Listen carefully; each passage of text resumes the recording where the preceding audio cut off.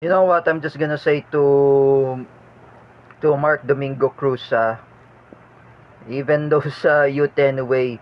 You know, for I was told by Ate Nenet, you should not play GTA because GTA and Gorbox are really violence. At least I talked with Ate Nenet about game consoles like play like cell phone. I said cell phone games, correct? I talked to Ate Nenet what games that Dion who's playing in cell phone. Roblox. Oh, Roblox is nothing problem. Even Joy Bercoma is playing Roblox, so it's nothing problem. The reason was, I remember, you know, Mark Domingo Quason Cruz. I'm telling you, oh, the ones that you create violence, one you create F word or profanity. Remember, Jerick Silva is warning you. Like I just said before, Jerick Silva said to me, oh, because you know, he said to me, oh, yang si Mark Cruz naglaro ng Mobile Legends at GTA, oh, you know, that is a cause of a game addiction, oh. Me, I limit to play PS4, oh, I said it. Oh, when I play Call of Duty Modern Warfare, I play what is it? Need for Speed Heat. Oh, that's nothing problem. The reason was like Paula Colin Nunez, Uncle G Macasandil, I remember. He's playing GTA. His wife was reprimanding him. That's too much violence. Oh, that is the reason when Paulo Cruzada make a bomb joke or Teacher Alexander Pagkalinawan, Gina Sedjo, and Jeffrey Sedjo, they say about ISIS, they say about terrorism, I think they might influence to play GTA. That's the reason. Oh, you know, I asked Jardino if you buy PS5 games, don't play GTA. I warn him, just play for him Horizon. Oh. You like car racing but you do not play GTA. Oh. So that's game console because the gore box is nothing the problem is. The problem anyway is their parents. Some of teenagers, you remember like at Aterona warn who's it? RJ Gonzalez not to play gore box because it's violence. Oh, that's why for him he doesn't want to play Gorbox. Oh, RJ Gonzalez insists himself to get PS5. He can play PS5. Oh, but all the PS5 games needs to be rated R, rated P, rated things like something. Oh, you need to put in the PS5 games rated R. PS4 games has a rated R. Oh, in PS4. Oh, I have PS4 game has uh, rated R. Oh, it's like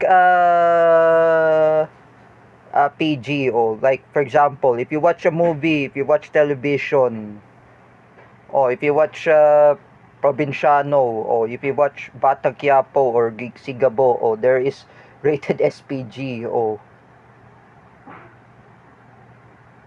that's what those children not to imitate their action stars.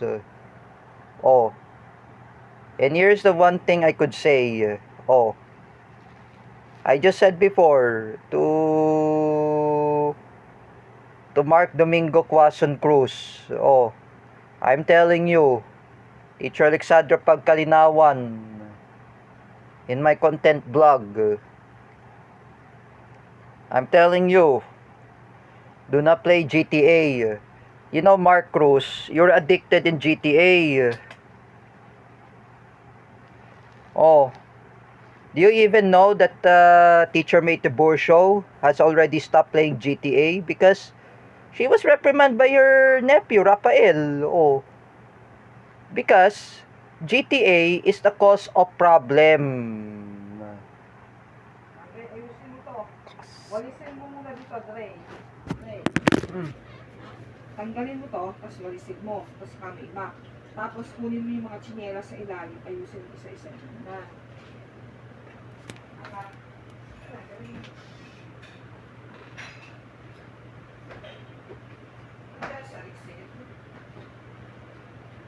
Okay.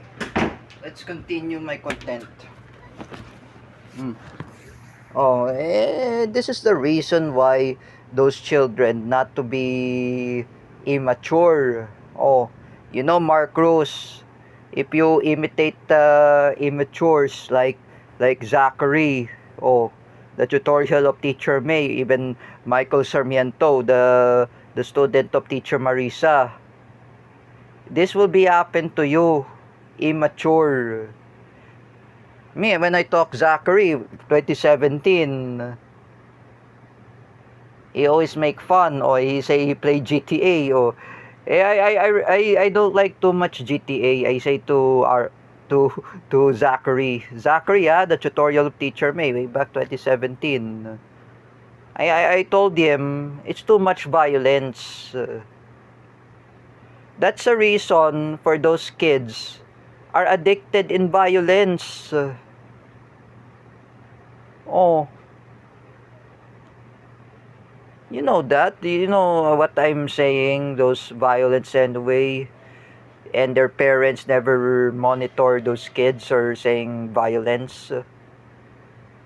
You know, for Mark Domingo Quason Cruz, if you are 30 years old or if you're 31, you need to be reprimanded. You need to be reprimanded because you know you're a violence. Oh, like Teacher Alexandra Pagkalinawan and Paulo Cruzada. Oh, they were scolded by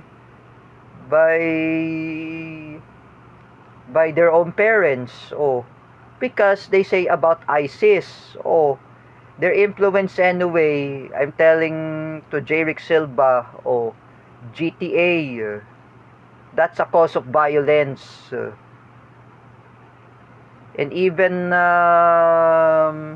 another violence anyway, the addiction of Jima Casandil, Gina Sejo, that was a friend of Teacher May, and even Teacher Gina Sejo or Jeffrey Asejo, their violence anyway, or addiction for playing GTA. Just what I'm telling you, because you know, as a blogger, I know I warned Kuya MA that one of his kids not too much playing a violent video game. Oh, at least you know Kuya MA's children has a PS, not PS5, or they don't have PS5. They have Xbox One.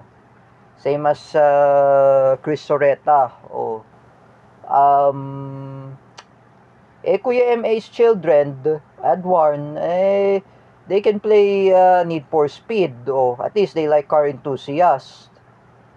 But for them, it's too much violence. Don't you even know that Paula Colin Nunez's uncle, Jim Macasandil, cursed me a bad words and making a violence playing GTA? You know Jim Macasandil, the uncle of Paula Nunez. You need to stop playing computer games like GTA.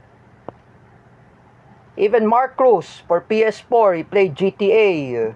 Gina Sejo, Jeffrey Asejo, Teacher Alexandra Pagkalinawan, and Paulo Cruzada, they played GTA. It is what you like to be violent. Do you want to imitate those two teenagers who were involved of the Tacloban shooting? There's any kind of people who were addicted. Oh, I'm telling you guys because you know, um, my Malaysian friend had told me, oh, those kids not to play gore box, or it's violence, or at least they know what they're doing. I talked to Ate Nenet. Dion have never played Gorebox. He plays Roblox. So, because at Gorebox is the real problem, violence. It's an online simulator, violence.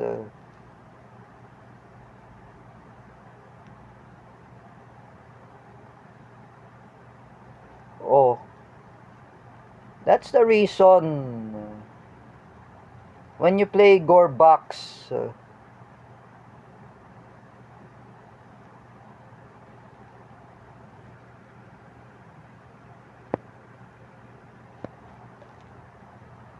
this is hard to say to those youth. Anyway, your children anyway are very weak. That's why Senator Robin Padilla said it's very weak. Why? They're also weak. I'm telling you, they're weak. Oh, that's a reason not to play GTA.